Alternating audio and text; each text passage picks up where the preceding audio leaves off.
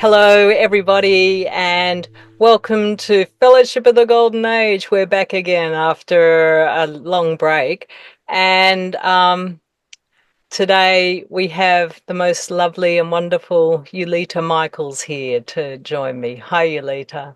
I do. I do. And thank you for having me here. Yeah. Well, it's been a while. I just realized not so long ago that the last time we recorded something like that was the very first Fellowship of the Golden Age interviews. So I think, gosh, it must be maybe 18 months ago, maybe 2 years. I don't know, but it's quite a long time ago. I think it was summer. Uh, It was winter yeah, for it me. was, yeah, Yeah. 2023. And I was actually wearing my pajamas in that interview too. But yeah, so this will be different because yeah, we've both, obviously like grown so much since then and let go of so much. So it's just yeah, yeah, it'll be very, very different as we've evolved since then. So we're talking about psychic projections today. Well, psychic projections with a little bit of a twist. We're going to sort of elaborate and go in some different directions. And just to expand upon when I spoke with Kim about psychic projections. And I just wanted to say first that, like, in Australia, or I think you have them overseas, there's these tiny little insects which are called midges, and you can't even see them, and you can barely even feel them when they're biting you. But I tell you what, like, the next day, and then, you come up in these big bites and welts, and you've been bitten, you've been attacked by these midges, and, and the effects can last for quite a long time. And I just, I there was a place I was in about a month ago where there were a lot of midges, and that's what was happening. And I thought, man, this is what psychic projections are like. Like they're just like, it's just like these little stings that come at you, and if you're sensitive to them, which is means you've got some sort of a subconscious self, then they can affect you, and they can really irritate you somewhat. So that's sort of like the little take I wanted to do on what a psychic projection is. And so Yulita, I don't know if you have a story like that, but how would you sort of simply describe psychic projections? Yeah. Uh, no, I see projections, psychic projections, in a little bit more fundamental way. But of course, they can be. It's many things. I think psychic projections. It's really many, many things. But in general, I would say that it's an attempt, very aggressive attempt, to influence your free will choices. Uh, and of course, we are not talking about physical means, but we are talking about psyche means, like, it can be done through thoughts, through certain ideas, ideology, certain beliefs. And the purpose is to control you. Of course, the main purpose of psychic projections is to control you, and is to do it the way that you don't notice it, because you internalize this projection to the extent that it's just reality for you. You don't see it as a projection, you don't see it as a thought, you don't see it as a belief, you see it as a reality. Mm. And that influences us in very fundamental way. So that's how I see it. Yeah. And look, I mean, I'd go so far as to say that, just about almost everything is like a psychic projection when you think about it. Like it's the mind projecting something. So sometimes there's certain projections which I I wouldn't say they're like aggressive or anything. But yeah, there's definite, projections that are coming out, like, that may seem like they're very benign, but there's definitely an intent to, I don't, or maybe even not an intent to sort of put it onto somebody else and to try and change that person. But yeah, but I mean, yeah, I think there's both. I think there's, like Yeah. this. Yeah, Yeah. yeah, it's both. It's a fundamental thing, but it's also a lot of these little things which are like this, insect bites, which we don't even notice. But there is also a very fundamental bite where we don't notice at all, but because it's our fundamental belief, or because it's the easiest way to control us is to project something in our sense of identity. Mm. So if we project something at people on this level and people internalize it, we can control them very easily. So and I think that the main fundamental projection in our world today is the belief that it has like two aspects. One aspect is that there is something fundamentally wrong with this world, that something went wrong, fundamentally wrong with this world, or like something went wrong with the God plan. But another aspect of that is it's like it's transformed into the belief that there is something fundamentally wrong with us. We Yeah. are fundamentally flawed beings.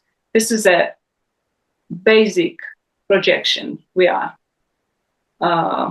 being exposed to, because when I think that we all have it. I mean, most of the people, maybe many people are not aware of that, but when we look how people feel that they are not good enough, that they are flawed, they are sinners, it has many, many forms in many different cultures and religions.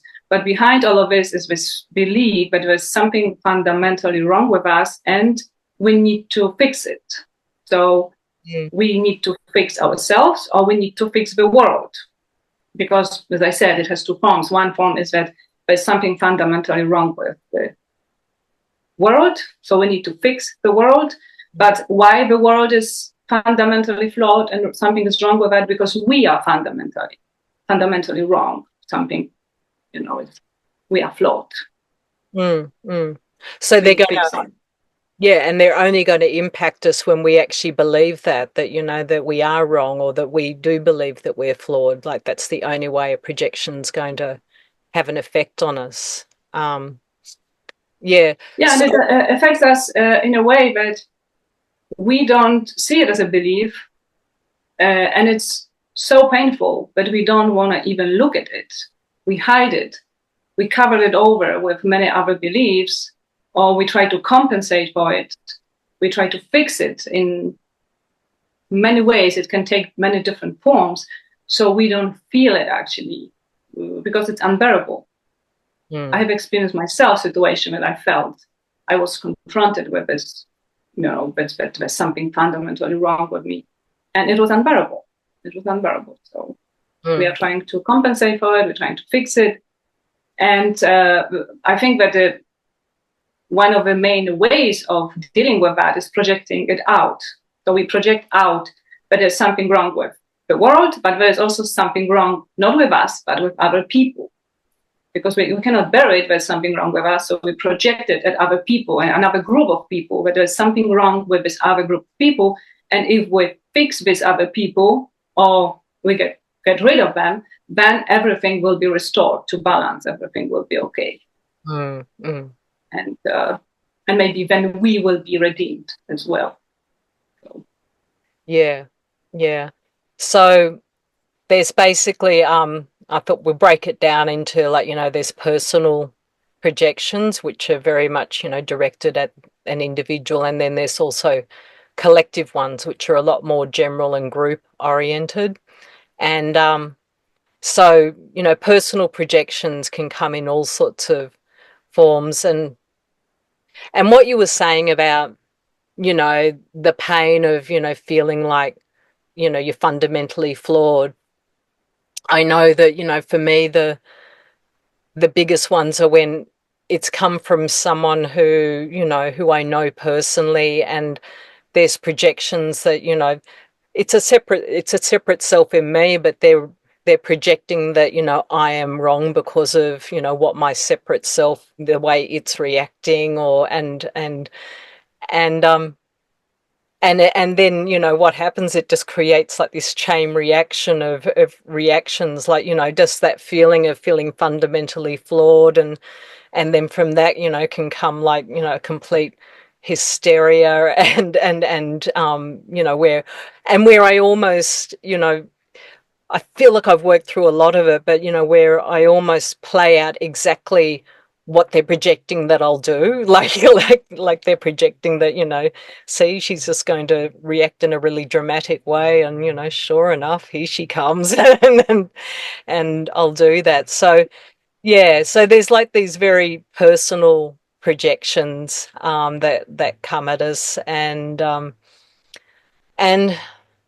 I think the ones that hurt the most, like really, like ultimately, they're coming from, like I know they come through a person, but it's ultimately like, fallen beings who are sort of working through, like, try just they're the ones who are benefiting from it in a way, like that, because they're getting the reaction and they're getting the misqualified light from yourself when you fall into it. So, ultimately it's all whether or not, yeah, it's a direct attack from fallen beings, like ultimately it is coming from them to draw out that reaction.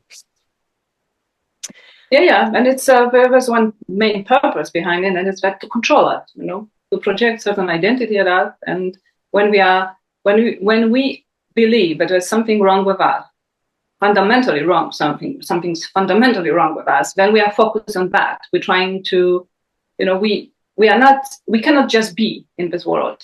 We cannot just be, express ourselves, experiment, make certain choices, see what happens, what kind of result we get, adjust it, change our sense of identity, see again what happens. We cannot do that because we have this deep, deep wound that there's something wrong with us. So we are constantly on guard.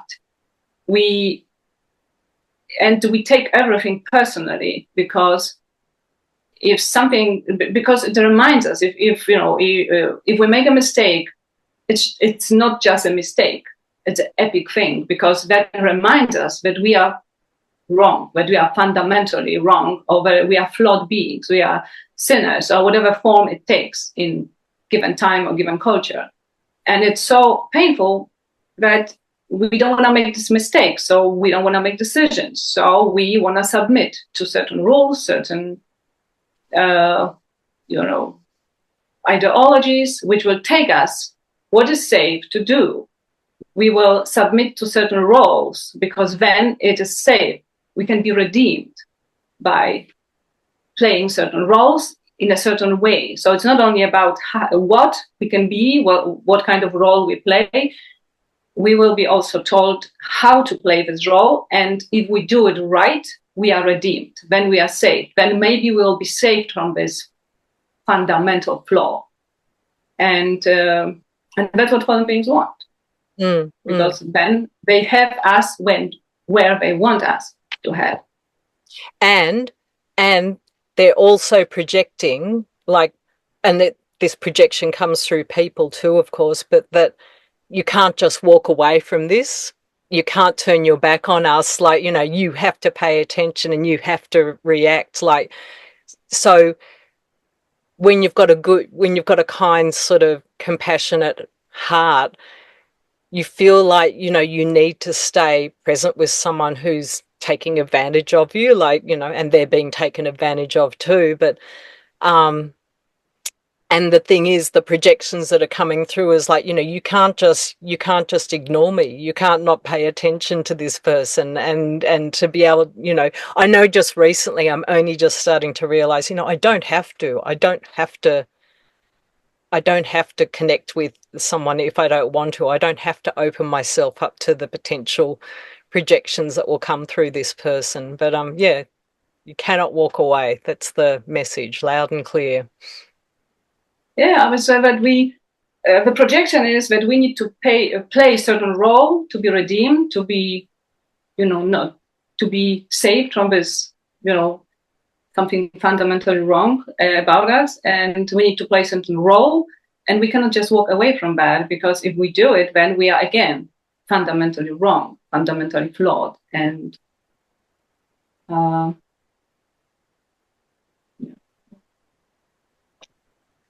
yeah. So So, Yulita, could you sort of share a bit about like collective projections and how they impact us? Yeah, I think that of course the fundamental projection I will still stick. Of course, there are many projections, but I was like, for now, I see it that one of these fundamental basic projections is that there's something wrong with us human beings. So it applies to all human beings. There's something really fundamentally wrong with us human beings. But in our culture, uh, not only in a Western culture, but also in Eastern culture, it got projected out that there's something fundamentally flawed with women. Mm-hmm. That, and we can see it, for example, in a myth of Adam and Eve, or story about Adam and Eve and fall of men, of humankind. And it is a woman who was blamed for the fall of men. And what does it mean? It means that women, we women cannot be trusted because we made certain decisions and it caused the fall. So it means that there was really something wrong with us, that we made this decision, which caused such a dramatic event. And we are, blamed for that. And it is projected at us that we made this decision, men only followed. So so now it's like men cannot trust women, and generally human beings, society cannot trust women. Women cannot be allowed to make decisions about important matters in society. We cannot be trusted. This just means that we cannot be trusted. And you can see it now why it's such a big deal in America today that we have a female candidate for president. And another question, why it's 2024, why they never had a female president. It is the oldest modern democracy. They never had it. And it is still a big deal. Many people cannot imagine that a woman could be a leader with that power, because there is distrust. It's not only distrust to women, but especially distrust for women with power. Because it's like we can see that women cannot be trusted. There's something, we are flawed beings. We cannot be trusted. And we can be redeemed by playing certain role. And when we look at what kind of roles we can play to be redeemed, to be saved, there are only 3 roles.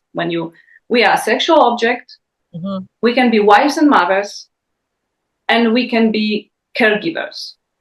Yep. And in order to be saved, in order to be seen as a person who can be trusted, and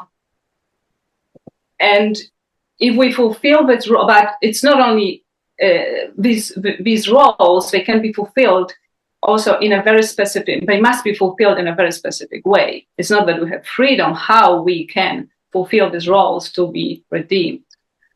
But it's also that if we can fulfill other roles, we can have a career, but in order to be trusted in these roles, it's like there's this unwritten, rule that we should be mothers, we should be wives. If you are a single woman, childless lady, you cannot be trusted in a society. And no, now it became a meme in America, but there's something behind it already. That women, if you are a woman and if you doesn't fulfill these roles, you cannot be trusted in society. So.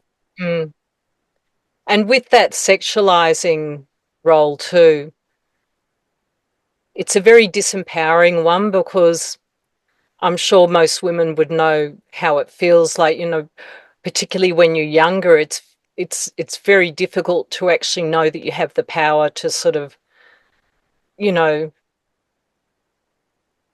just deal with so much, like I think it's pretty common for just about every woman who's experienced like some sort of a sexual transgression from a man, like, just trying to take it back, pushing it too far in one way or another, whether or not it leads to full rape or not is another story. But you grow up with this mindset that you don't have a defense for it. Like, even for women standing up and I think there's a woman, I don't recall her name, in France at the moment, and she's standing up Yeah, to that's all of these men. She's making shocking story. for the real, because it's something that, that we're not given a voice and not taken that seriously, but she's doing it for that very reason, to bring it through. Yeah, so we grow up with these projections that yeah, you don't really have a defense because you're a woman.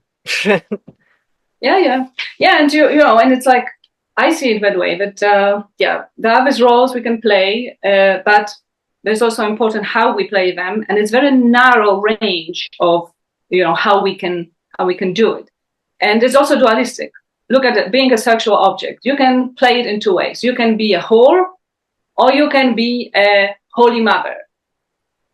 That's and it's nothing in between very often. Of course, in a modern democracies, it's getting better. But when you look at the situations, for example, in France or in so many other situations in when women are raped, or and how it is treated by society, how and how and when we hear how men comment situations like that, it's very narrow. We can be only a whore, or we can be a holy mother, and it's like nothing in between. Mm. And and so the same like being a wife and mother. It's also very narrowly defined how you should be a wife and how you should be a mother. Of course, today it's getting better. We have more freedom, but in every society there are certain rules, certain rules what you should do as a mother or as a wife and what you shouldn't do. And there is this what I experienced myself, which is a public shaming. If you don't fit into the role and how it should be fulfilled, if you step away a little bit from this very narrow, path which you are allowed to walk, you will be publicly shamed, more or less publicly, but you will be, you will be an object of public shaming. So, Mm. Mm. Yeah, and then there's sort of another layer too of, the projections that come through, like, which are about like how you have to present your body. So, you've got in the extreme cases in some of those orthodox cultures, particularly in Islam, like where, the entire body is covered over and everything. And then you've got the other extreme of, when in sort of more Western societies, if we, dress so that we're showing, I don't know, some of our body, like we're judged as being whores and or sluts or something. There's just yeah, in both cases we are sexualized.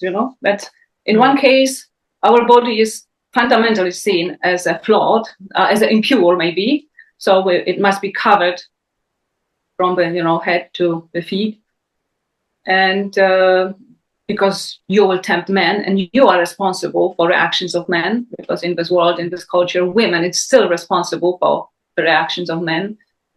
And in our world, we are sexualized too. The way we, yeah, it's enough to look at commercials, how women are showed in average commercial. yeah, yeah. And then the other one, which this one's really subtle, but that women are the nurturers and, as you said, caregivers. And I've often wondered about, is that natural?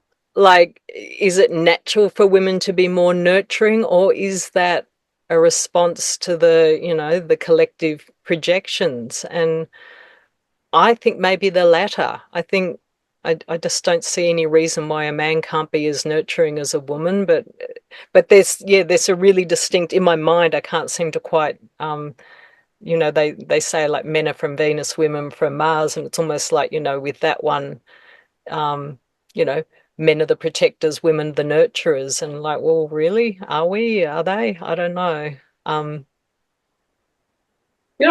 This is how we are programmed, and we have the separate cells which are internalized. So it's not even in this lifetime, but we are programmed that way. But it's how we've been programmed. mm, mm. Yeah, so these separate selves, like I think, when it all boils down to it, we can say there's aggressive projections and there's, less aggressive, like more sort of benign projections and everything. But they're only going to affect us if, like Jesus said, the prince of this world has something in you. Or, if you're looking from the Buddha's perspective, like, the demons of Mara, they're just going to come and dance with all of their projections before you. But it's only going to affect us if we have an unresolved separate self, that's going to draw a reaction from us. So ultimately, it doesn't Yeah. really. So if we have these unresolved wounds and we have this very deep, deeply hidden belief that there's something wrong with us, and we don't want to even touch it, we don't want to be confronted with that.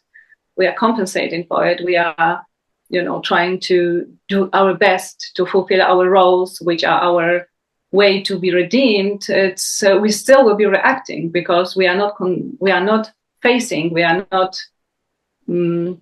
this, which is a basic cause of our actions, which is this deepest. Because what is this belief? There's something wrong with that. It is, of course, the self which believes that there's something wrong with that, because there's nothing wrong with that. Mm, mm. Yeah, yeah. So I think, what I'm working on doing is, when these projections are coming through now, I just keep reminding myself that, it's ultimately coming from the fallen beings. Like it's ultimately coming from, it's not even coming from the person, like, it's coming from, I suppose, in a way, their filter, and it's just descending down from something that, really has absolutely no care for human beings. And I'm just trying to remind myself, like, why would I take that personally? Like, why would I personalize something which is, I don't know, it's not even real in the first place. Like, it's coming from unreality, uh, ultimately. Yeah. Yeah, this is unreal, but we make it real, Yeah. because we see it as real. We until we have a separate self sees it as real. So, but the challenge to see that it is unreality, that this belief is unreality. And I remember, uh, I uh, what really helped me to confront this, this deep belief that there's something wrong with me. I was working on my birth trauma, Mm. and only that helped me to see through it and see that it's unreal. And I stopped reacting and compensating for this, for what I thought that was my fundamental problem, which is that I am flawed being. Mm. Mm. Yeah. I feel like with me, what's been helping me the most is like working through all the aspects of this self-focused self, the self that personalizes everything. It's just to keep bringing myself outside of that and seeing how, like, like, like, just question myself, like, why am I personalizing something that's not actually personal? And it's an impersonal thing. And um I'm just finding the more I depersonalize, the more I remove the focus from, you know, yeah, personalizing it, then it's not touching me nearly as much. It's getting a lot lighter and a lot easier, and I can't quite pinpoint exactly what that is. Yeah, I don't know. But yeah. Yeah. I could share something about how I myself experienced these projections about being a woman and how it affected me personally. Mm, And so uh, I was, and actually, I was really shocked when I experienced all that. I was 18 when I got pregnant, and it was almost 30 years ago. So at the time, it was seen as something, uh, you know, not perfect solution. You should be married first, of course. So I fell into the category of a whore when I got pregnant, not being married, and so there was this very aggressive pressure from the family, not all members, but some members of my family and my uh, father of the child, to that we should get married. At that time, I I felt that if I but I wasn't strong enough to withstand the pressure of what it means to be a wife at the time. There was a certain role how you should be a wife, and I knew that it's to that I'm not strong enough. I'm not mature enough. So I didn't want to get married. I wanted to, mature enough, and then I would get married and define the role on my own. But pressure was so aggressive, so strong that I gave up and I agreed to get married. And it mm, was, of course, a pressure which these family members, they had only my own, good in their hearts. That's how they saw it, because they believed that if I will be single mother, I will be seen as a whore. So again, this category, I fell into the category of a whore, and I could be only saved by a man who would marry me. So again, I had to step into the role to be saved from this, the, from being a whore. And so I got married, but I was very frustrated by that because I didn't feel that it was my personal choice. Of course, it was my choice to agree on that, but I was really pressured. It was a tremendous pressure. mm, And 10 years later, I was married over a decade when I fell in love with a colleague. It was completely unexpected situation for me. And without going into any deep details, I can say that I didn't have any affair. But I told my husband at the time that I fell in love with another guy, and I was shocked by the situation. mm. And all of this turned into the epic drama, an epic drama. Uh, Everybody in our family and among our family and friends, everybody knew about the situation, and suddenly many people felt that they were really entitled to judge me, to tell me how wrong I was, that I destroyed family, that so what I did was almost unforgivable.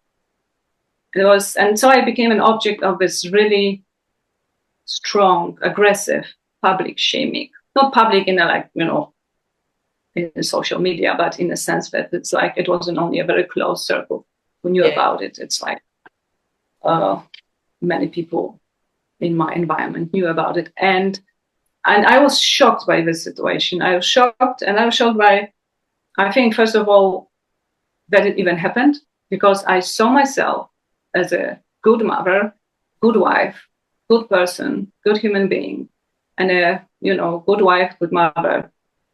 You don't do something like that. So when it happened, I was shocked by that.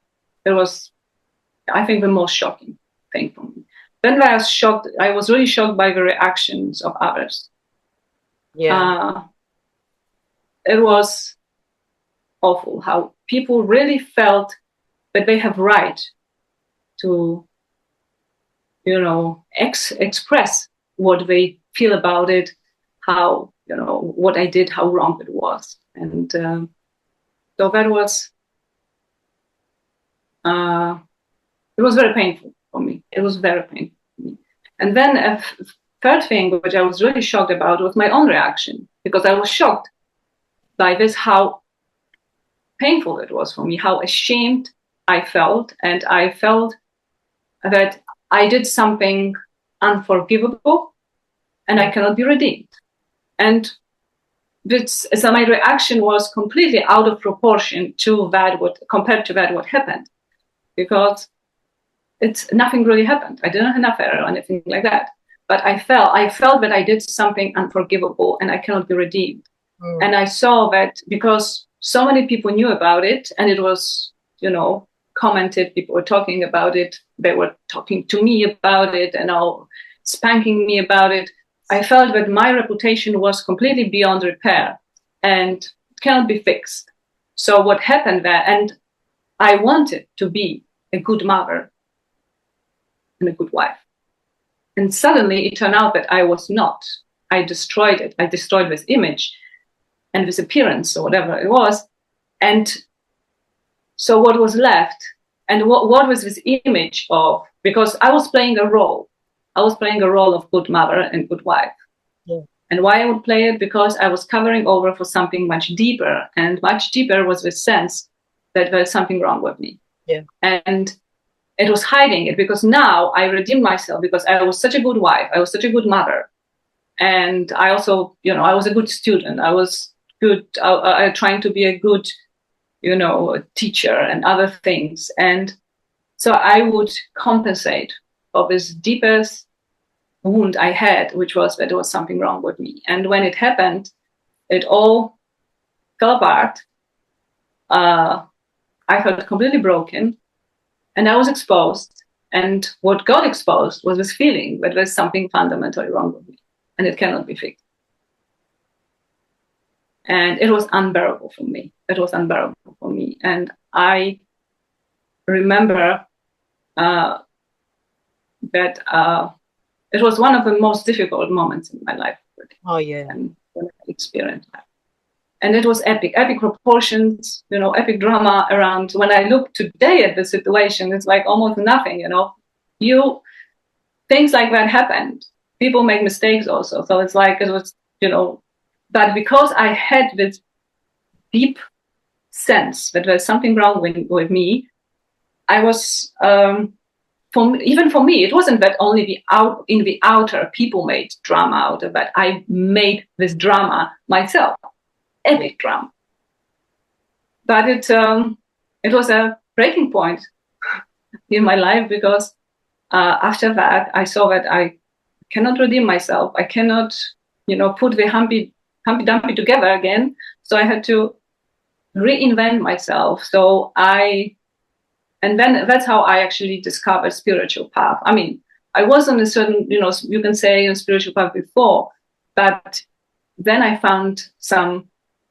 started treating it seriously, and I found like Joel Goldsmith teachings, or Hattori, or Leonard Jacobson, and I started really looking into that. And because I was aware that I need to heal this unbearable feeling that something wrong with me. I don't think I could really name it that way at the time, but this is how I felt. And it prepared me it took me some years, but then I found Ascended Master teachings, which really put words on all of this, what I experienced. And suddenly I realized what I was going through. Yeah, wow. Thank you for sharing that, Julita. That's, really intense. But it's reminding me of almost like that's what I came from. Like my birth involved my birth mother was in a situation where she was a single mother. And this is back in 68, 67, 68. And she was shamed to the point, because she wasn't married, where she was being forced into an adoption. And she was getting like personal projections from family, even from the partner she was with, who is my father, but he denies it. Um, and then also the public too, because what they used to do was, because there's to add to the shame of how wrong it is for a woman to be pregnant and single. Um, Once they begin to show their pregnancy becomes obvious, they were shipped off to an island, Lord Howe Island, which is off the coast of east coast of Australia, and all the unwed mothers, the pregnant unwed mothers, had to stay there, working like slaves. They were working as operators for um, the telephone operators and getting the calls through. And they'd stay there until they're ready to give birth, and then back to the hospital, all hidden away, and take the baby and pillow over the head, like, just and absolutely, just totally shamed her to the point where, she died from ovarian cancer, so it manifested in her womb. And she died young, like, before we could actually reunite. And it's just sort of occurring to me that, I was with her too. I was experiencing this shame also, like, well, the guilt, the shame, the projections, because I was a part of her. I was there and directly receiving these projections. And I recall, like, when I was a little kid, I was very, very tomboyish, and I remember sort of feeling like I would prefer to be a boy because they had it easier. And I think it was something that I was projecting, that only bad things are going to happen to you when you're a female. And yeah, it was a very sort of strange situation. And I'm looking at it a little bit differently now. Like, I remember fearing men, and also just refusing refusing to accept my own gender, like, until, it was unavoidable. Then it was just been a long path of making peace with being a woman. And then now at the point where it's not really kind of relevant at all, except that's the cloak of my body. And um yeah, it just has, yeah. Yeah, but so yeah, there's some stories of, like, the level of, how projections can, well, by us dealing with them, they can certainly set us on an incredible path of awakening. But, these projections in the short term can have, like, an absolutely catastrophic effect on people, to the point of leading people to suicide, to them manifesting chronic illness because, they're unable to deal with the trauma of them. And yeah, yeah, Yeah, but because it's not only that we cannot be ourselves, because first of all, it is stopping us from just being ourselves, expressing ourselves freely, and experimenting with different things. It brings this tremendous sense of shame and guilt. mm, And of course, if we are raised, for example, as Catholics, it's even more, it's very strong there because there's a sense of shame, guilt, and being a sinner, yeah, yeah. and that affects us, I think, very, very much. Mm, mm, Healing. And I remember when not so long ago, when I was working on my birth trauma, when I got this thought that, but why?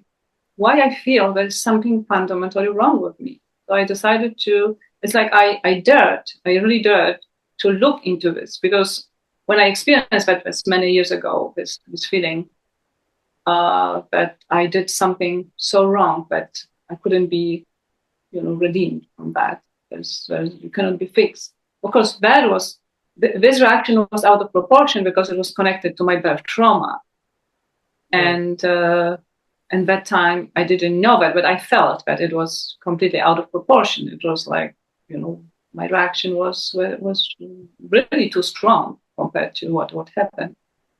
And when I've been working on my birth trauma, I discovered that it's, goes with this deep feeling that something fundamentally wrong with me. And it's not necessarily only connected to being a woman, but generally being as a being. And so when I was working on birth trauma, I looked there, I dared to look there and to go into that. And I discovered that there is nothing behind it.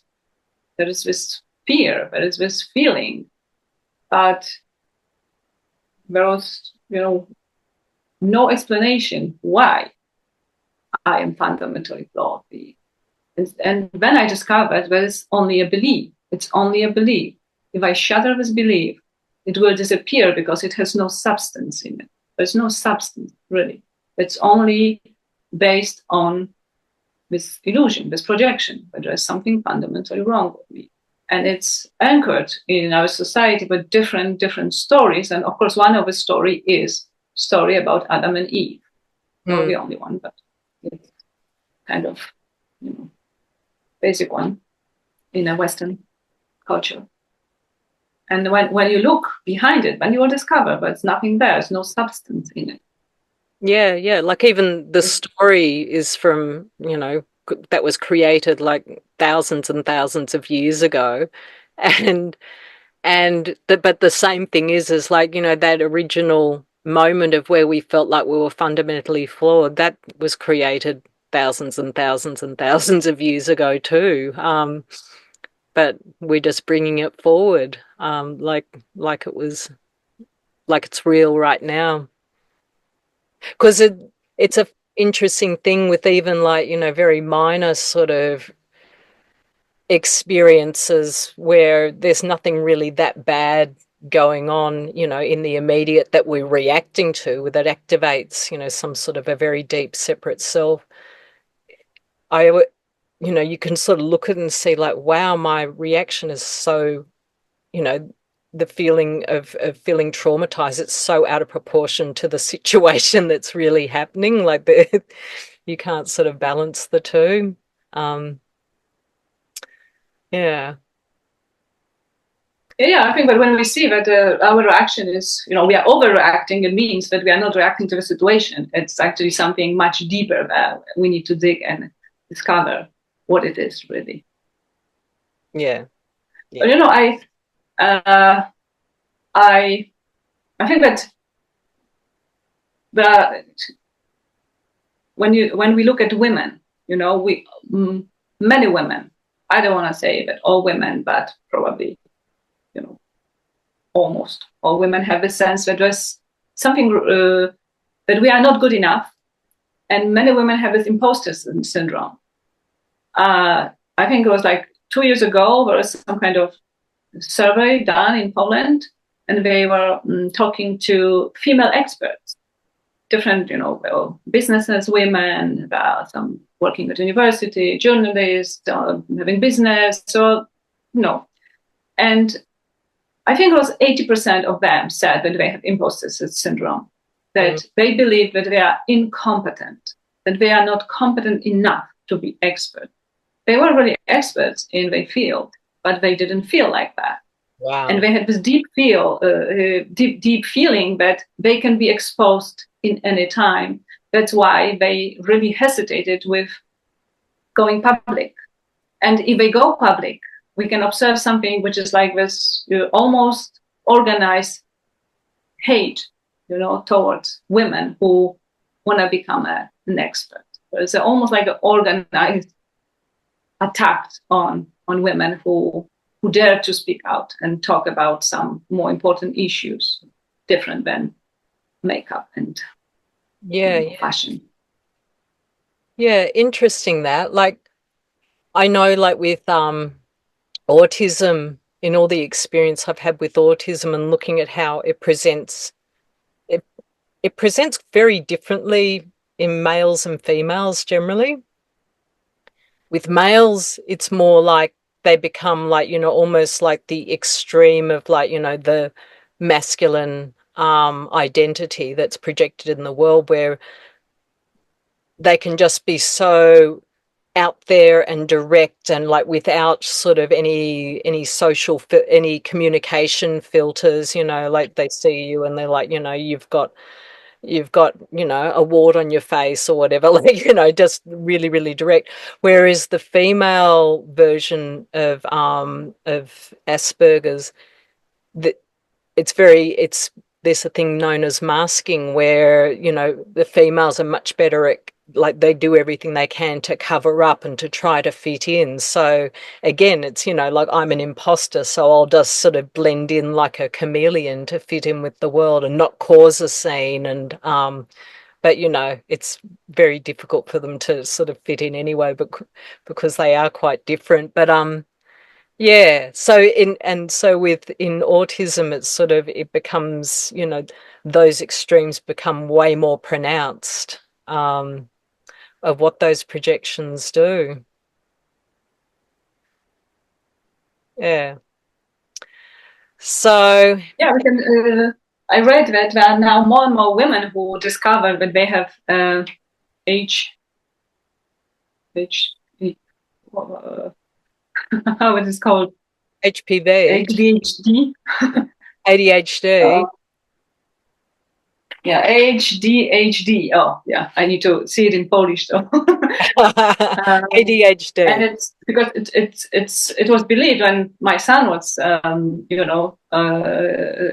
and it was believed that it is mostly a disorder of boys, that boys suffer it from it. But now it's, I think, more and more women discover that they have this disorder, but uh, it's a little bit different, like you say, because women are good in masking, Mm. and they behave certain way, and girls behave certain way because they are. It's expected from that. It's much more pressure, much more projections on women, so they can actually mask it, and they discover it later that it doesn't matter if that syndrome is real or not. It's not about that. It's Yeah, yeah, yeah. And also, there's been a lot of like that projection also of hysteria, like, like it's almost created that in women, like when women like have enough of a particular situation, and then there's, they even used to diagnose women as having hysteria, because they just sort of hit a point where, I sort of wonder how much of it is just hormonal, like it's where there's actually, you know women, we get pushed and pushed and pushed, and like we we'd hold ourselves in and everything, and then there'd just be like this classic big emotional outburst, explosion, which was, it's more likely to happen with females than it is with men. And so back in the day, it was sort of classified as a mental health problem, but really, I don't know. I think it's just because women were just holding themselves, we were just holding ourselves in and trying to sort of like, be contained, under very difficult circumstances. I think it's also certain image, public image, because actually men are, they also have tendency to express their emotions, but it's mostly anger. Yeah, For some yeah, reason, it's more accepted to express with anger uh, than other emotions. So it's not that only we women are emotional. Men mm, are also emotional, but they express mostly anger because they suppress other emotion. yeah, Express it through anger. yeah, exactly. Anyway, I think that will do us for now. But yeah, it's been lovely just sort of just flowing here with you, Yulita, on this theme. And um thank you for sharing your great wisdom and your personal stories. Much appreciated. Thank you for inviting me, and thank you for sharing your story too. Okay. Bye bye, viewers.